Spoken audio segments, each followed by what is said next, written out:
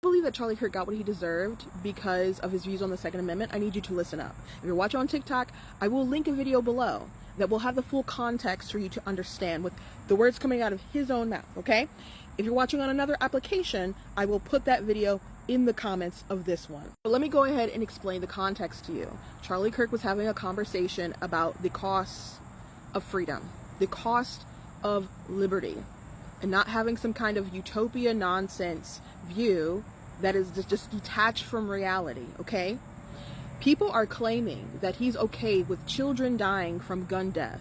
Therefore, they're glad that he's gone, or they're rejoicing, or he got what he deserved. That's absolutely not what the conversation was, and that is not his view. He literally talked about how we can reduce gun violence and gun deaths by having armed security take care of our kids, protect our kids. Shocker. He also talked about how we can lower crime culturally, what we can do as a nation, as communities, to do that. He does not want to see more gun deaths. That's ridiculous. The reality is, as long as we have an armed population, someone will use a firearm to unalive someone else, just like people will use knives, just like they will use baseball bats and their cars and poison and all sorts of other things to harm someone else. And the reason that we have the Second Amendment, it's great if you want to use it for self-defense. It's great if you want to use it to go hunting.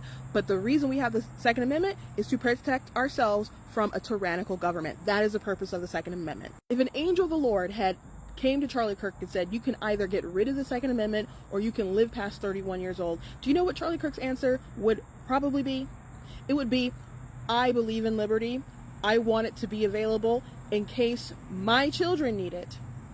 Therefore, I will take that deal. Because he has principles, that doesn't mean that he deserved to die. And as a matter of fact, many of you who are criticizing Charlie Kirk actually believe the exact same thing. Because if you don't believe that the population should be allowed to have some firearms, call for Donald Trump, the person that many of you think is a fascist, to get the military to go knock on every single door and take every single firearm, so only he and the military that he controls has them.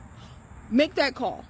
Make that call. Try to pass that bill. Because if you accept that we should at least have the population have some firearms, even if it's just really, really restrictive and people just had them for hunting, there would still be some gun deaths. So all of you people criticizing Charlie Kirk, you absolutely agree with him. What's really infuriating about all this is that a lot of you out there who are criticizing Charlie Kirk for his views, and oh my gosh, think if the children are okay with us killing 1 million children a year in the US, so some broke college kid can bang her broke boyfriend and get knocked up and not have to deal with the consequences of being a mother. You march in the street for your right to kill.